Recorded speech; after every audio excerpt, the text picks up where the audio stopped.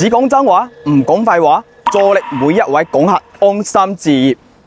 有人話坦洲啲樓99%係垃圾資產。坦洲啲樓呢，10年都賣唔晒，99%全部都係垃圾資產。嗰個衰樣我就唔影出嚟俾大家睇啦。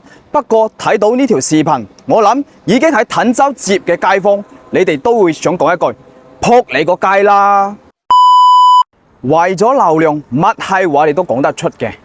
你講呢番說話出嚟呢，係有咩根據啊？係喺投資嘅角度嚟講咩？咁使閪你講咩？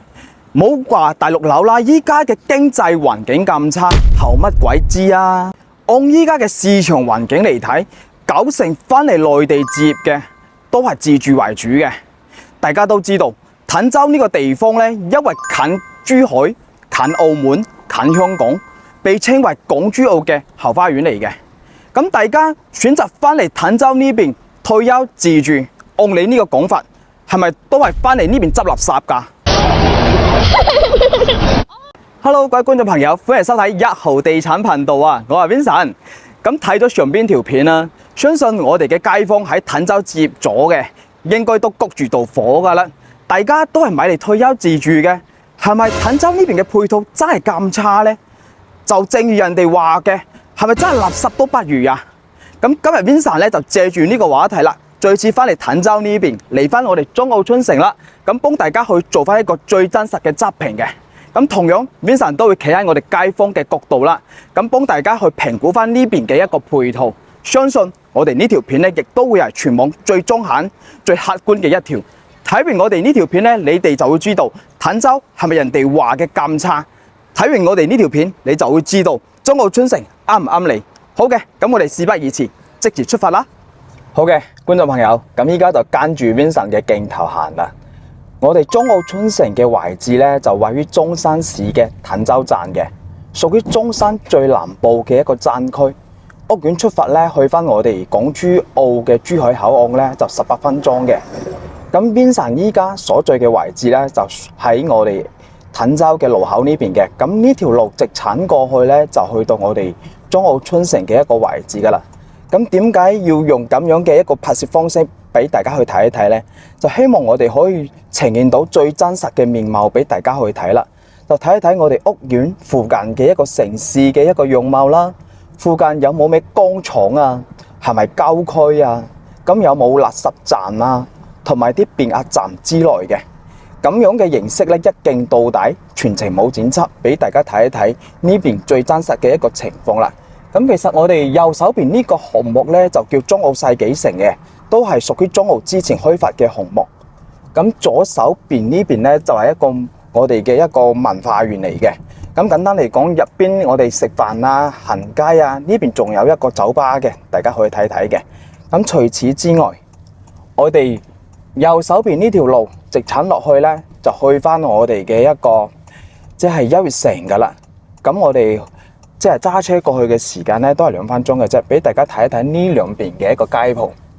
可以話我哋優悅城呢邊咧，就基本上係零吉鋪噶啦，因為呢邊嘅人流咧都比較旺。大家都知道喺坦洲居住嘅人口咧都有38萬人嘅，都比較誇張噶啦。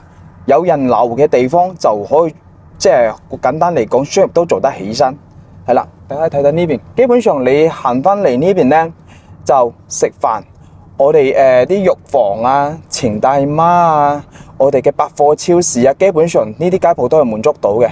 包括呢個樓盤都係屬於中澳嘅樓盤嚟㗎，入住率唔差㗎。咁我哋再賣嘅項目中澳春城咧，如果自己行路過嚟呢條路咧，就需要10到15分鐘嘅時間啦。就睇緊你住邊一期啦，因為中澳呢個樓盤咧，佢都分7期開發㗎。咁7期開發佢都有差唔多48棟樓，所以相對嚟講咧，都係一個比較大嘅屋苑嚟嘅。咁我哋依家就嚟到我哋優悅城呢邊啦。咁大家再睇翻我哋左手邊呢條河涌路啦，我哋望過去啲樓咧，就屬於中澳春城噶啦，係啦。咁講緊嘅係後邊呢條河涌路通咗之後咧，我哋行翻後邊咧，即係嚟翻我哋優悅城呢邊咧，就比較近喎。講緊嘅係我哋5期同埋6期嘅街坊，依家我哋亦都係最受嘅呢兩期啦。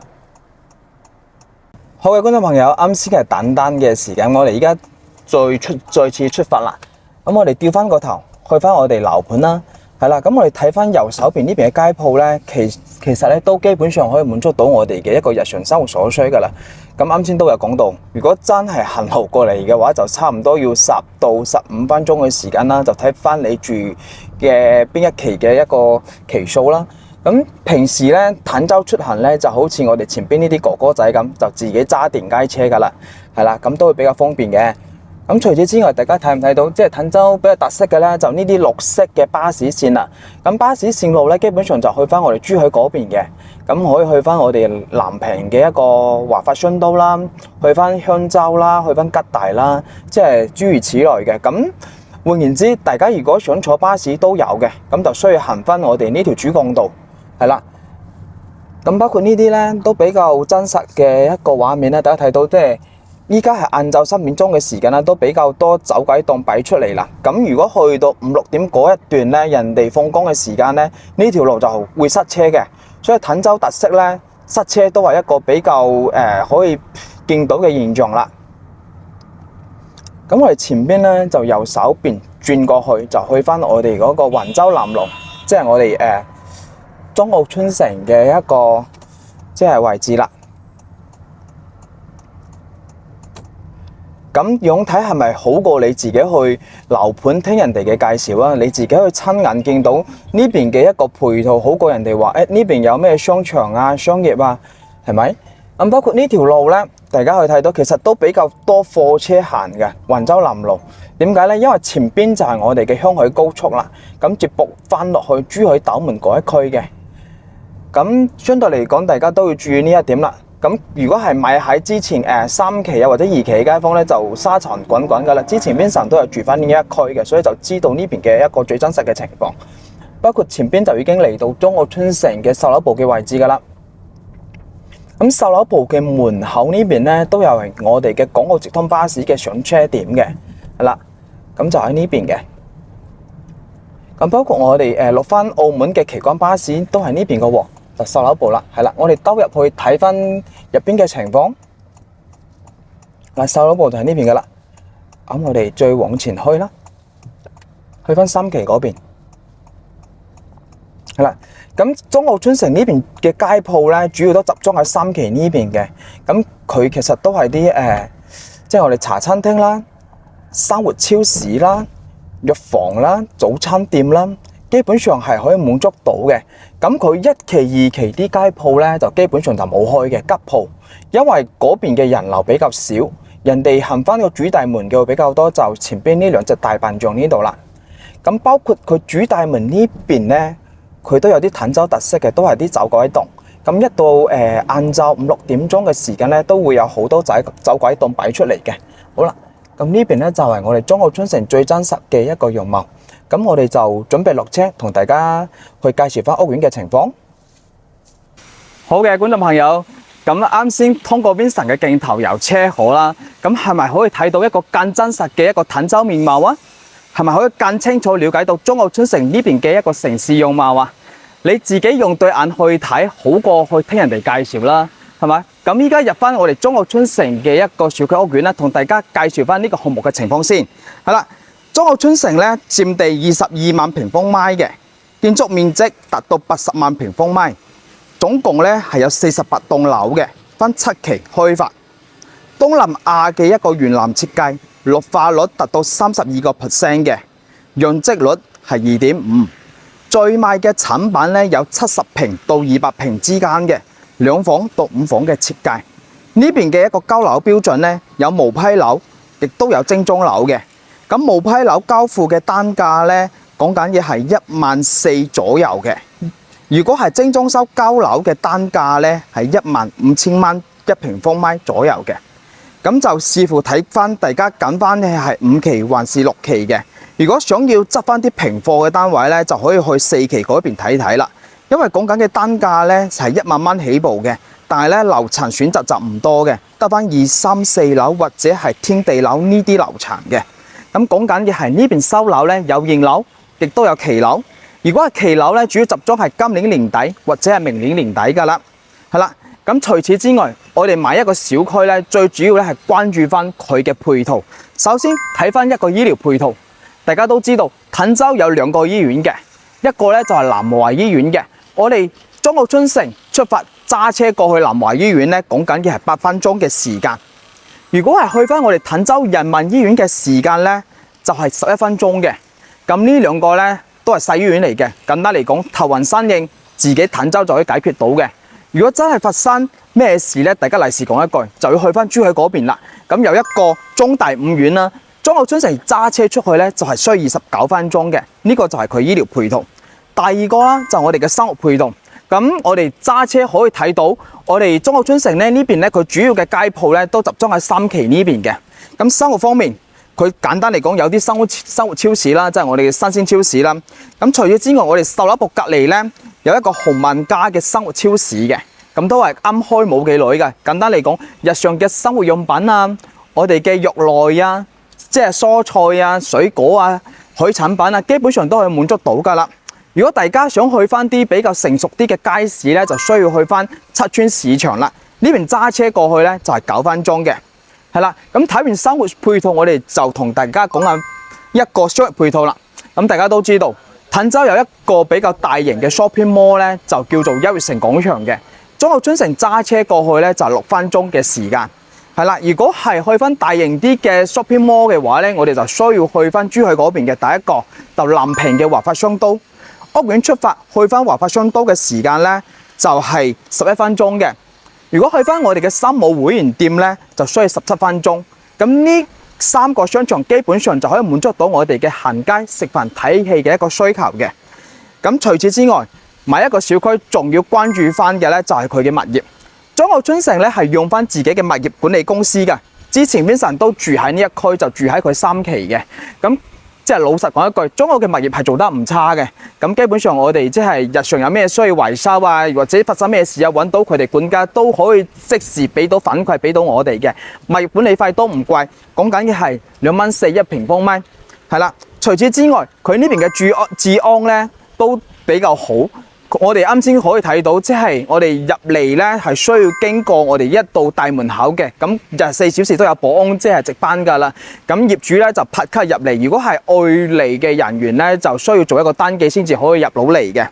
咁除此之外，大家都知道，滕州呢個地方咧係我哋嘅直通巴士比較成熟㗎啦。咁我哋屋苑樓下咧都有自己嘅一個直通巴士嘅。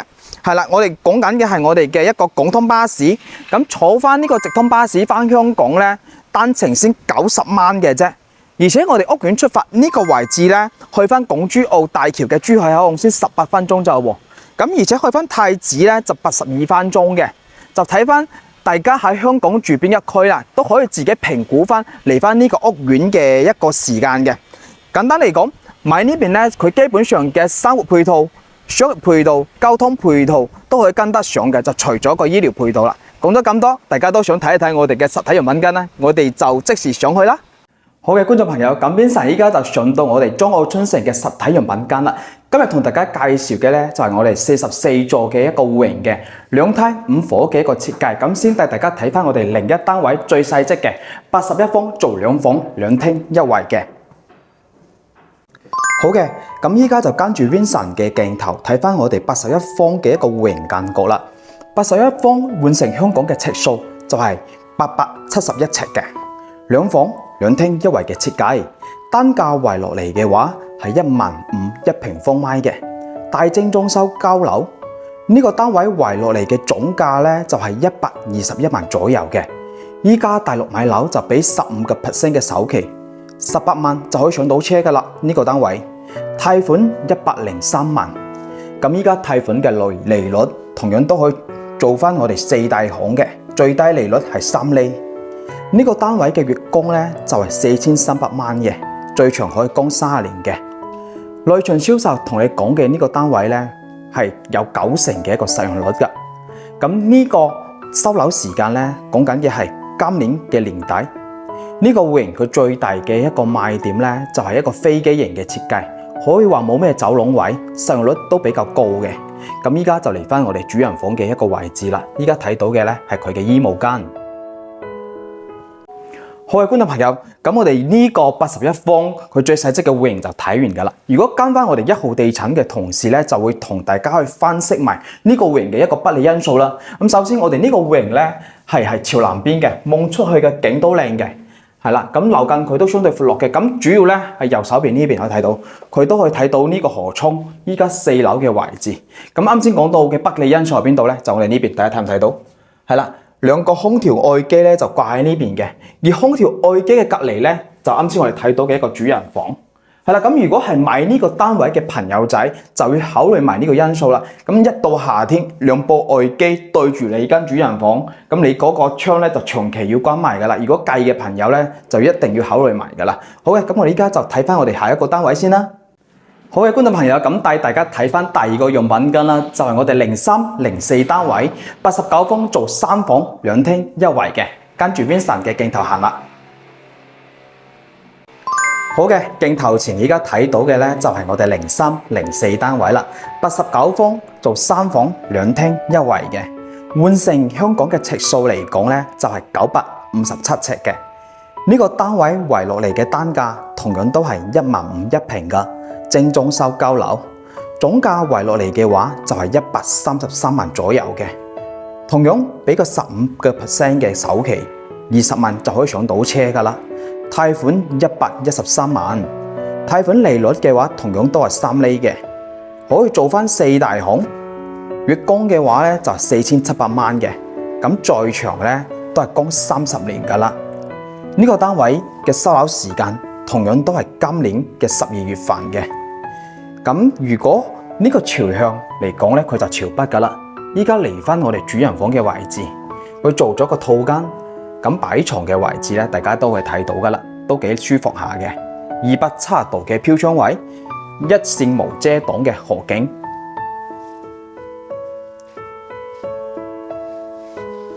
好嘅，觀眾朋友，咁呢個89方做3房2廳1衛嘅一個戶型，我哋就睇完噶啦。咁主要咧同大家介紹翻呢個戶型嘅一個缺點啦，就大家要去考慮翻嘅。首先，佢內場銷售同大家講嘅咧，呢邊係90%嘅一個使用率。咁實質上大家聽到 Vincent 嘅介紹，89方佢先至做3房2廳1衛就喎。市面上好多用品間咧，或者好多戶型咧，89方都可以做到2個洗手間噶啦。所以呢個戶型實質上有冇90%咧？經過 Vincent 嘅實測，我諗只有80%半嘅啫。佢哋話贈送嘅面積咧，我哋嘅陽台贈送一半啦，同埋我哋即係廚房嗰度咧都有贈送一個生活露台嘅位置，大家都可以望過嚟。但係如果佢按依家嘅設計嚟睇咧，佢放咗個露台之後，我哋即係呢個洗手間嘅窗咧，佢係排氣到我哋廚房呢邊嘅。呢個咧對於我哋生活嚟講係咪真係實用嘅咧？都要大家要考慮埋嘅一個因素。同埋咧，啱先通過我哋視頻介紹，都有同大家講到呢個位置望出去咧係朝北面嘅。咁換言之，佢3個房間都係朝北嘅喎。明唔明白啊？如果大家真係生活嚟講，退休嚟住嚟講，朝北呢個方位係咪一個最佳嘅選擇咧？都要考慮埋嘅。咁最主要咧，其實呢個戶型嘅一個賣點咧，就係我哋呢個一線無遮擋嘅一個河景嘅啫。係啦，咁其實包括我哋隔離咧，佢即係6期嗰邊咧，呢啲都係6期嘅工地嚟，後期係會起樓嘅。我哋主要嘅 view 就喺呢一北嘅，所以如果係要買呢個戶型嘅朋友仔咧，就啱先 Vincent 講到嘅點咧，一定要考慮埋入去。呢個咧內場銷售唔會同大家講噶，只有我哋1號地產嘅同事先會同大家去分析噶。好嘅，我哋依家就去睇翻我哋120方嘅戶型最大積嘅戶型先啦。好嘅，觀眾朋友，咁依家帶你哋睇一睇我哋44座最大積嘅一個戶型啦，就係佢02、05單位賣緊120方做4房2廳2衛嘅。依家就跟住 Vincent 嘅鏡頭行啦。120方換成香港嘅尺數嚟講咧，就係1291尺嘅4房2廳2衛嘅一個戶型間隔。咁單價圍落嚟同樣都係15000一平噶啦，精裝修交樓俾我哋業主使用嘅。咁呢個單位圍落嚟嘅總價咧就係180萬左右噶。咁俾個15% 嘅首期就大概27萬左右，貸款153萬。貸款利率同樣都係3厘噶，可以做翻4大行，月供咧就係6400蚊一個月嘅，最長可以供30年，同樣嘅，如果大家想月供供得少啲，年限供得少啲，你個首期俾多啲嘅話都得嘅，咁就視乎睇翻自己嘅一個還款壓力啦。呢個單位佢依家都係做翻一個創意用品間㗎，依家睇到嘅呢個戶型咧，佢係將2間房 book 成1間房嘅，所以本來係4房，佢依家就改成3房㗎啦。鏡頭依家推介嘅位置咧，就嚟翻我哋主人房呢邊嘅，主人房擺咗個大浴缸。如果係對呢個戶型極致有追求嘅朋友仔咧，呢個浴缸咧都係好多人去入手呢個屋苑呢個戶型嘅一個原因啦。而且嚟翻主人房呢邊，佢嘅衣帽間都好靜，可以睇翻我哋呢個一線無遮擋嘅一個河景。對於我哋女主人嚟講咧，就一個極致嘅一個享受啦。好嘅，觀眾朋友，咁呢個120方嘅戶型咧，我哋就睇完㗎啦。咁依家就同大家總結一下。如果係跟翻我哋1號地產嘅同事出嚟咧，我哋就會同大家分析埋呢啲不利因素㗎啦。首先我哋睇翻呢個 open kitchen 咧，一睇係咪好大啊？咁實質上佢後期交樓咧，呢邊係一道牆嚟嘅。咁換言之，呢邊就係個趟門嚟㗎啦。咁你依家再睇過嚟，我哋嘅鞋櫃擺呢邊，相對於嚟講，其實呢個鞋櫃位咧係比較細嘅。你諗下，買得起4房嘅朋友仔，應該就我哋屋企人會比較多㗎啦。咁除此之外，我再帶大家睇翻我哋呢個兒童房方面，係啦，兒童房方面咧，佢依家係4房改3房啊嘛，將呢2間房 book 埋一齊。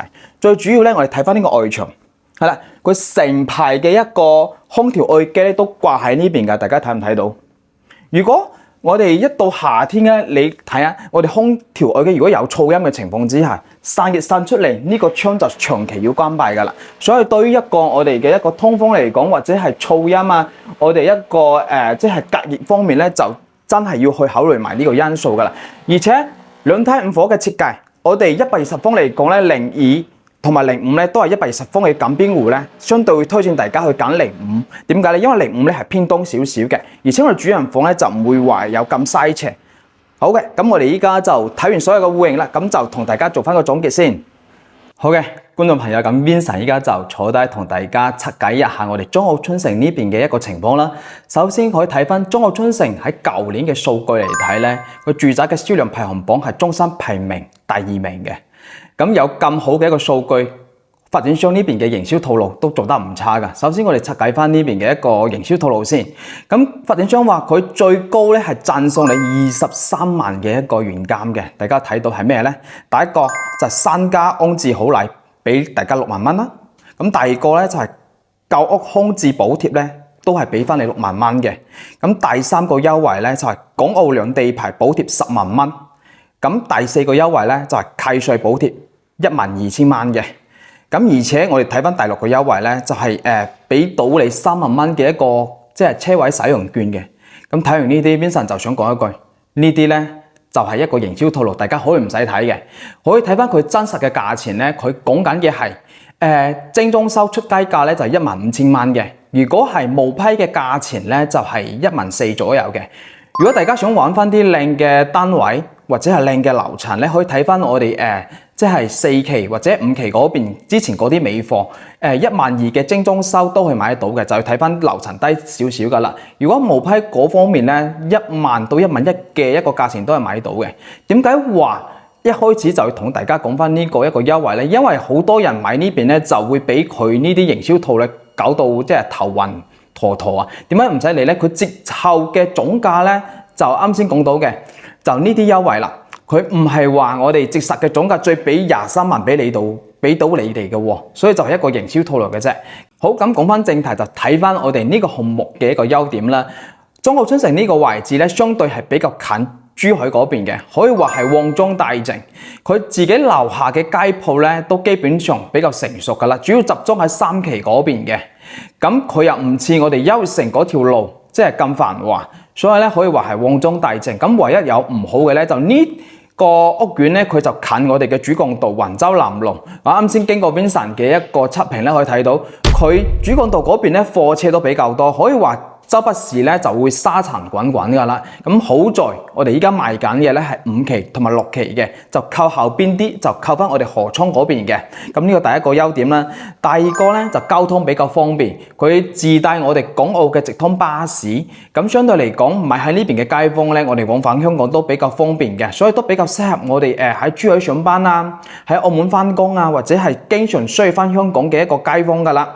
咁如果係缺點方面，都要同大家講翻，坦洲呢邊咧相對嚟講人口密度咧係比較高嘅，佢呢邊個常住人口咧係有38萬人嘅喎，相對嚟講，我哋既然係佢優點，都係佢缺點嚟嘅。點解咁講啊？因為佢有咁高嘅一個人口密度，呢邊咧佢商業咧先至話係做得咁旺嘅，呢個第一個。咁第二個咧，城市面貌咧係的而且確比珠海差嘅。大家睇到，除咗我哋呢條主幹道沙塵滾滾之外咧，我哋界師南路同埋界師北路嗰邊咧係有一個坦洲特色叫咩咧？我哋高壓線啊！所以大家如果揸車入嚟去睇咧，就會睇到我哋周圍嘅高壓線啊！呢個係避免唔到嘅，而且聽講都係拆唔到噶啦，係啦。咁第三個咧，啱先講到交通方面，人口比較密集之外咧，仲有一個因素咧，就上落班嘅時間呢邊咧就經常塞車噶啦。所以如果係大家介意嘅朋友咧，都可以考慮埋呢個因素嘅，因為喺呢邊居住嘅人口真係太多嘅。咁除此之外，我哋要講翻佢呢邊嘅產品啦。實用率方面，啱先講到5期嘅實用率咧，內循銷售同大家講嘅咧係有90%嘅。但係通過 Vincent 嘅實測，有一個單位就係我哋最佢89方嘅，咁佢先至做3房2廳1衛嘅咋喎。係咪真係有達到90%咧？其實8成半㗎咋。正常嚟講，89方嘅單位咧係可以做到3房2廳2衛嘅，相對嚟講呢個戶型嘅實用率就低少少，其他戶型咧都 OK 嘅，可以達到90%。但係咧4期如果係揀翻嗰啲尾貨嘅朋友仔，都要考慮埋個因素，就係佢實用率咧係冇90%嘅，同樣都係8成半㗎咋。咁同樣我哋坦洲呢邊咧仲有一個硬傷咧，就係個醫療方面啦。醫療配套嚟講咧，相對都比較差嘅。如果大家係真係遇到咩問題咧，可能就真係需要去翻我哋珠海嗰邊啦。特別係我哋揸車嚟講，去翻我哋中大5院咧，大概都係20-30分鐘左右嘅車程，都要考慮翻入去嘅。除此之外，中澳新城呢個屋苑咧係冇會所嘅，係啦。咁就以上咧就係 Vincent 對於我哋中澳新城呢個呢個屋苑嘅一個真實評估啦。咁講翻轉頭，如果大家睇完呢個單位咧，都係覺得比較啱自己嘅，都可以聯繫翻我哋右上方嘅電話 ，Vincent 可以發一份比較詳細嘅資料包俾大家去參考啦。又或者你哋正最關注緊中山或者珠海任何屋苑嘅朋友仔，而唔知道有冇咩伏啊，唔知點樣去揀戶型啊，都可以聯繫翻我哋團隊噶，我哋可以俾到大家一個更中肯、更中立嘅一個意見嘅。除此之外，如果大家通過我哋平台去置業嘅話咧，我哋仲有一個業主大禮包嘅。首先第一個，我哋會贈送大家一個價值24,999蚊嘅一個家電12件套俾到大家嘅。另外我哋仲會回贈大家一個3年嘅一個物業管理費。希望大家喺大陸置業方面咧真係順風順水，一路無憂啦。好嘅，咁如果大家想過嚟實地睇樓嘅，都可以聯繫翻我哋團隊。咁隨時歡迎大家諮詢我哋。咁本集嘅視頻我哋就翻咗到呢邊，咁我哋就下期再見。拜拜。